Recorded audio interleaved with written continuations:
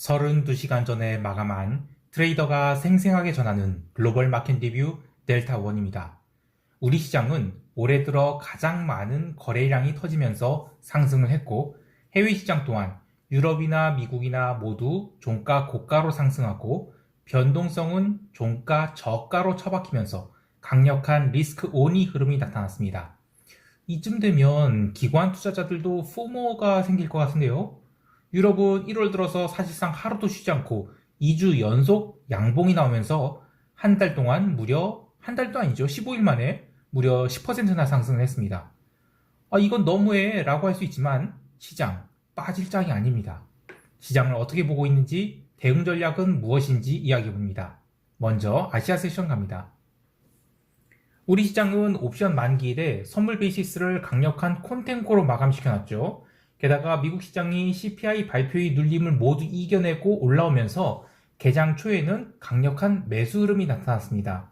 개장 후 15분 동안은 시장 참여자들이 부족해서 선물이 거친 등락이 있었지만 결국 오전 10시 15분에 선물은 317.15포인트까지 상승을 했는데요. 이렇게 강력한 상승이 나온 배경에는 외국인이 현물 대량 매수가 있었습니다. 오늘 외국인들은 종가까지 약 5,700억이 현물을 매수했는데요. 1월 들어서 외국인이 현물 매수가 적지 않게 들어오고 있긴 하지만 옵션 만기 다음 날에도 이렇게 강력히 매수가 들어온 것은 우리 시장이 딱히 좋아서라기보다는 그냥 이머징 시장에 대해 전년도에 과도한 비중 축소가 있었던 것을 정상화하는 과정이라고 보고 있습니다. 오늘 코스피 거래량은 무려 8억 6천 주가 거래되었는데요. 8억 6천만 주네요. 네. 정말 간만이죠. 작년 11월 10일 목요일 그리고 11월 17일 목요일에 8억 주 넘게 거래량이 터졌을 때는 그때는 그 위클리 옵션 만기 아니면 옵션 만기였어요. 근데 그 뒤로는 한동안 시장이 소강상되었죠. 근데 어쨌든 오늘은 옵션 만기가 아닌 날이었는데도, 그러니까 또 게다가 이제 월물이 교체되면서 풋옵션 매수 해지를 하기에는 프리미엄이 지나치게 비싼 상황인데도 외국인이 주식 매수가 들어온 것은, 이거는 하루 이틀을 보고 들어오는 매수가 아니라는 것을 알 수 있습니다. 그래서 단순히 거래량만 보고 고점에서 거래량 터졌다, 숏! 이렇게 할 수 없는 것입니다. 물론 오늘 거래량이 터진 것은 삼성전자도 그렇지만 이 페노션이라든지 HMM 같은 해운주들이 거래량이 터진 것도 좀 이유라고 할 수 있겠는데요.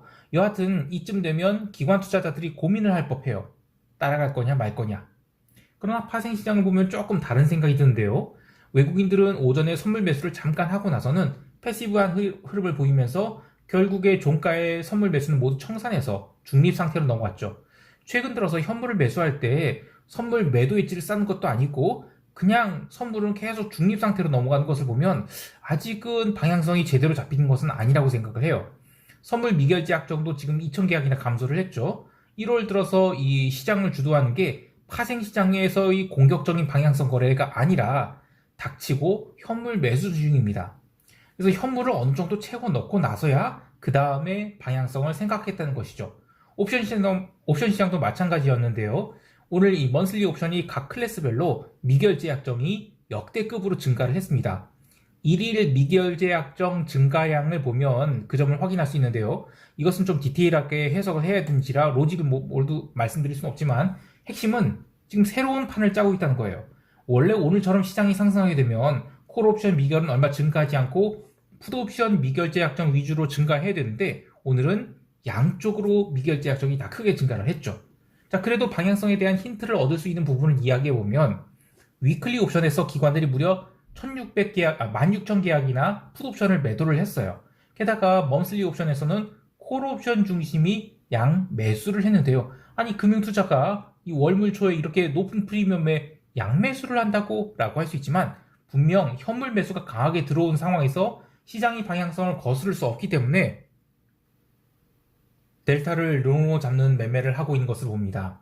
물론 변동성은 글로벌 흐름에 맞춰서 박살이 나긴 했습니다만 글로벌 증시 변동성이 전년도 저점을 깨러 가고 있는 상황인지라 전체 방향성 기준은 롱, 그리고 변동성 레벨은 다운된다 보는 것이 맞겠습니다. 선물 베이시스는 어제에 이어서 오늘도 강세를 보였습니다. 특히 이러한 강력한 현물 매수가 있는 상황에서 선물에서 적극적인 매수세가 나타나지 않는다면 선물 베이시스는 백워데이션을 보기 마련인데 웬걸 장중 내내 이론 베이시스 수준을 유지하거나 살짝 넘기기까지 했죠. 이것 또한 전년도와 달라진 흐름이에요. 작년에는 거의 내내 선물 베이시스가 이론 베이시스를 1포인트 가까이 하회하곤 했어요. 이제 좀 시장이 정상으로 돌아가려는 것 같습니다. 이것은 지금 종합주가 지수가 뭐 2200에서 뭐 2400까지 왔으니 이거 너무 많이 온 거다. 그래서 숏 다시 치고 다시 뭐 종합주가 지수 2200 가기를 바라면서 뭐 물 한 사발 딱 떠놓고 기도할 때가 아니라는 것이죠.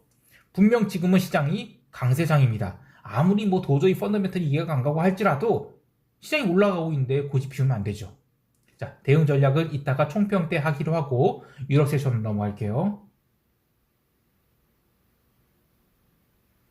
유럽 증시는 오늘도 올랐습니다. 아니 무슨 매일 오늘도 올랐습니다를 하느냐 할 수 있지만 유럽 증시 특징이 그래요. 한번 추세가 잡히면 최소한 음봉 3개 카운트 할 때까지는 숏은 아예 쳐다보지도 말아야 되고 이후에 세 번째 음봉이 나온다 하더라도 기간 조정일 가능성이 크지 가격 조정은 그 뒤가 되죠. 그리고 지금은 펀더멘털로 올라간 장이 아니라 수급으로 올라간 장이기 때문에 상승을 인정해야 됩니다. 뉴스플로로는 뭐 미국이 인플레이션이 진정되는 조짐이 나오면서 유럽 증시가 상승했다라고 하는데 그냥 1월 들어서 주식 채워 넣는 거지 다른 이유 없다고 봅니다. 그러면서 뭐 블룸버그에서는 유럽 증시가 뭐 첫 2주 동안 강한 상승을 할 경우 1월 말에는 뭐 최소한 그보다 더 상승해서 마감한다 이런 표현을 보여줬어요. 뭐 과거에 뭐 1월에 한 3% 올랐다 그러면 그 1월 중순까지 3% 올랐다 그러면 1월 마감 때는 4.2%가 올랐다 뭐 이런 식으로요. 자, 그런데 뭐 사실 이거 당연한 이야기예요. 왜냐면 2주 동안 강한 상승이 나오면 숏베팅한 쪽에서 다음 2주 동안은 손절을 안 할 수 없어요. 그리고 지금 투자은행들도 아직까지는 전망이 엇갈리고 있는데 뭐 골드만이라든지 시티는 유럽에 대해서 강하게 롱콜을 하고 있죠. 근데 뭐 BOE 멸치 이런 애들은 메릴린치 얘네들은 뭐 유럽 증시가 여전히 성장 둔화의 영향을 반영하고 있지 못하다 이러면서 유럽 증시가 20% 가까이 하락할 것이라고 외치고 있어요. 뭐 누군가는 손들고 항복을 외쳐야 되는 상황이 될 텐데요. 물론 저도 어떻게 될지 몰라요. 하지만 서두에서 언급한 조건들 뭐 최소한 음봉이 몇 번 나오거나 시장이 횡보하기 전에는 숏은 쳐다도 보면 안 된다는 것을 잊지 말아야 되겠습니다. 채권 시장은 가벼운 조정을 보였습니다. 뭐 정확히 말하면 단기물은 제법 눌려서 전일이 CPI 이후의 그 상승폭을 모두 토해냈고 장기물은 미시간대 소비자 심리지수가 잘 나오면서 마지막 슈팅을 줬어요. 그리고 이후에 상승폭을 반납한 정도였습니다. 사실 채권 시장은 다음 주 수요일에 있을 BOJ의 금리 결정에 집중하고 있죠. 이번 주 들어서 일본 10년 국채가 급락 중인데 뭐 어제부터는 엔화도 강하게 위로 튀면서 BOJ가 기존의 이 완화적 스탠스를 포기할 것에 베팅 중이에요. 근데 전체 수급을 보면 여전히 글로벌 채권 매수 수요는 살아있다라고 보고 있습니다.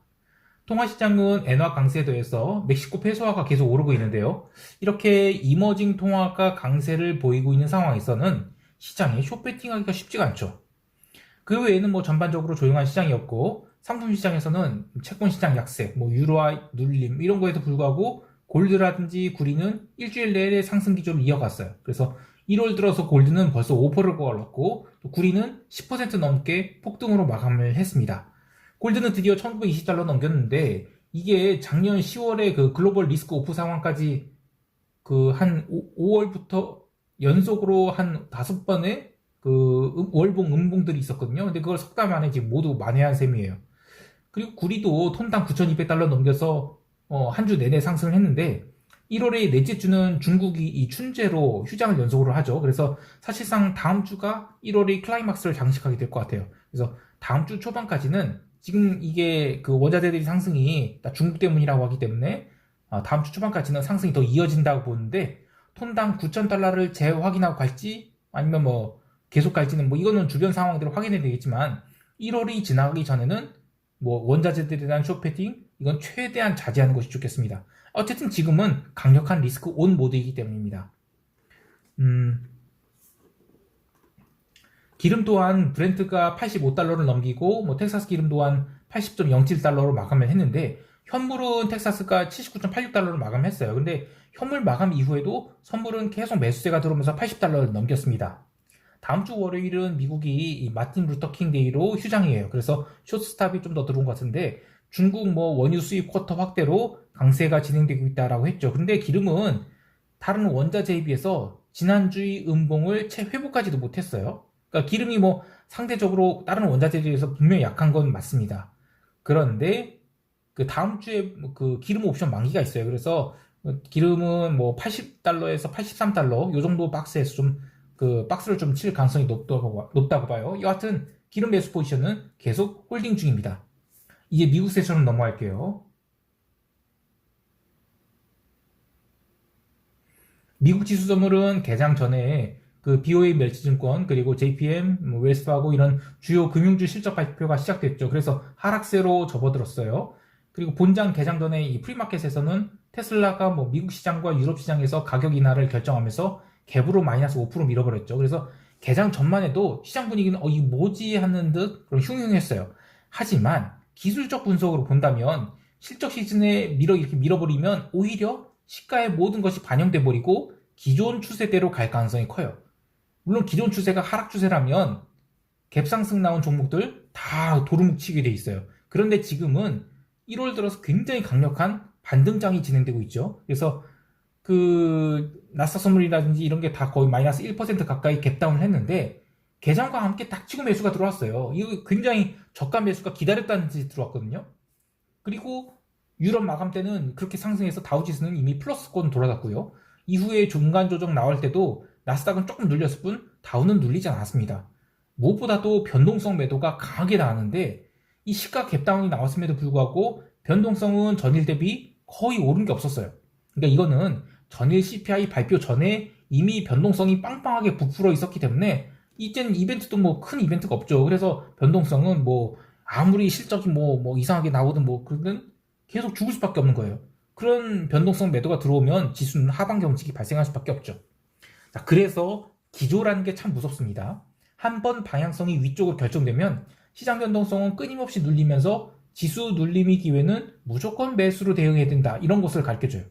정작 본장 들어서는 근데 상승폭이 얼마 나오지 않거나 아주 지루한 흐름을 보일 가능성이 커요. 자, 그런데 우리가 빨리 이런 생각을 해야 돼요. 2021년과 2022년은 워낙 특이한 장이었습니다. 고변동성이 지배한 해들이었죠. 근데 올해는 최소한 1월만큼은 지금 변동성이 글로벌 시장에서 모두 꺾이고 있어요. 어쩌면 저변동성 시대로 들어가고 있는 것일 수 있죠.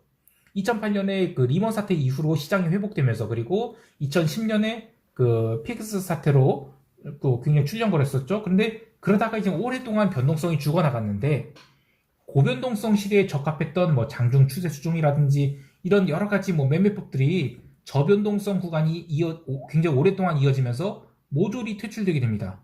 이렇게 중요한 패러다임이 바뀌고 있을 때 빠르게 정하지 못하면 그동안에 벌어놓은 것 순식간에 까먹기 마련이에요.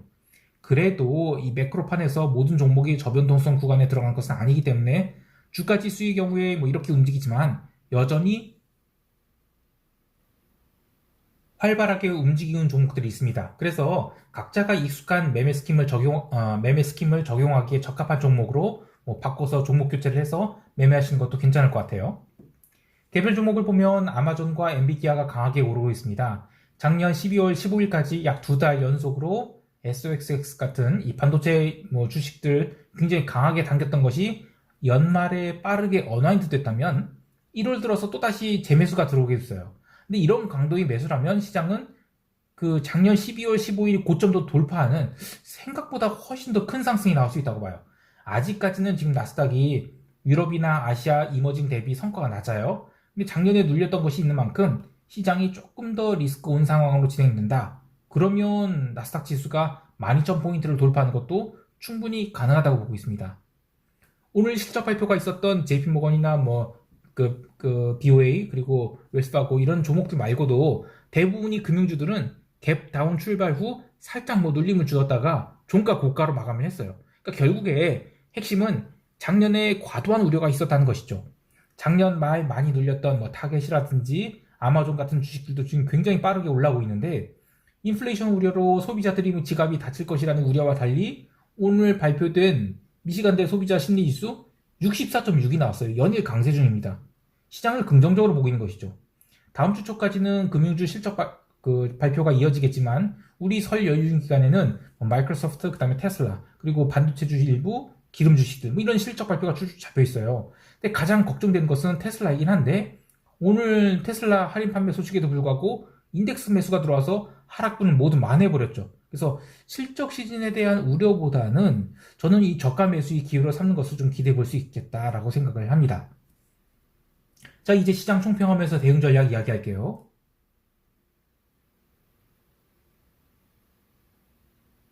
월요일에 우리 시장은 또다시 변동성 매도의 압력이 가해진 채 상승 기조를 이어갈 것으로 봅니다. 반면 미국 증시는 마틴 루터킹 데이로 휴장이기 때문에 그 CME 글로벌엑스 전자거래는 종목별로는 다르지만 대부분 새벽 3시 30분에 마감을 해요. 이렇게 현물장이 열리지 않은 상황에서 선물은 거래량이 부족하기 때문에 오버슈팅이라든지 언더슈팅이 나기 쉬워요. 그리고 지난주 내내 일본 증시가 이 BOJ 이벤트를 앞두고 눌렸던지라 다음 주에는 저가 매수 시도가 있을 가능성이 큰데요. 이것이 미국 지수 선물 시장에 영향을 미칠 수 있기 때문에 기본적으로는 우리 시장 또한 상승 기조가 이어질 가능성이 커 보입니다. 다만 양 옵션 매도 수량이 지금 제가 적지 않게 갖고 있어서 아무리 지금 선물 매수 20개 갖고 있다 하더라도 조금 부담스러운 게 있어요. 그래서 추가로 옵션 매도를 하지 않고 지켜보도록 하겠습니다. 물론 선물 매수 20개를 깔고 가고 있기 때문에 과도하게 올라온다면 콜 매도를 좀 더 쌓긴 하겠지만 기본적으로는 강세 지속으로 보고 대응할 것입니다. 해외 시장에 대해서는 나스닥 그리고 미국 10년 국채, 기름 이렇게 세 세대에서 롱 포지션 유지 중이에요. 10년 국채 선물이 금요일에 살짝 눌렸는데 아직 지수와 본격적인 디커플링이 일어나지는 않고 있다고 봐요. 그래서 일단 수요일에 그 BOJ 이벤트까지는 계속 홀딩해 볼 계획이고요. 전체 흐름상으로는 지금 1월 한 달간은 주식, 채권 관계없이 상승을 하다가 2월 첫째 주 들어서 이 퀀트 펀드들이 1월이 시장 흐름을 보고 2월 방향성에 대한 베팅을 하면서 그때부터 좀 다이버전스가 생기지 않을까 해요. 근데 어쨌든 월요일은 미국이 휴장이라서 따로 매매를 하지 않을 계획입니다. 한 번 추세가 생겼을 때 추세를 꼭 챙겨 먹는 것은 트레이더에게 주어진 중요한 과제입니다. 작년 하반기를 말아먹었다 하더라도 1월에 롱 포지션을 잡으신 분들은 적지 않은 성과를 내셨을 것 같은데요. 원래 이 바닥권에서는 세상이 다 무너질 것 같은 분위기가 돌기 마련이에요. 그러다가 개별 종목들이 하나둘 살아나기 시작하는 것을 트레이더들은 재빠르게 탐지해내고 따라 붙어야 되는데요. 과거 이 프랍 시절을 이 외부 리서치 세미나를 들어보면 완전히 무슨 세상 망할 것 같은 이야기를 해요. 그런데 그 인하우스 그러니까 그 외부 그 리서치 다 돌아가시고 나서 세미나 끝나고 인하우스 리서치랑 뭐 트레이더들이 토론을 하거든요. 근데 트레이더가 근거는 부족하지만 뭔가 달라지고 있다 이렇게 얘기하잖아요. 그러면 그 인하우스 리서치 팀장은 트레이더의 의견을 굉장히 존중해요. 그래서 그 방향으로 리서치를 강화합니다. 저도 지금 아직까지 유럽 증시가 이렇게 강한 이유에 대해서 온전히 확신이 가지 않아요. 단지 유럽이 강하다는 것은 작년 말부터 느꼈고 그래서 강세를 외치는 겁니다. 우리 시장이 강세 또한 1월 첫째 주의 마지막 언더슈팅 이후로 엄청나게 힘을 느꼈는데요. 이런 것은 조금 오버해서 얘기하면 늙은 트레이더의 경륜인 것이죠. 시장을 항상 맞출 수는 없지만 흐름을 최대한 쫓아다니게 되면 그래도 시장에서 생존할 수 있습니다. 즐거운 주말 되시기 바라며 이상 델타원이었습니다. 감사합니다.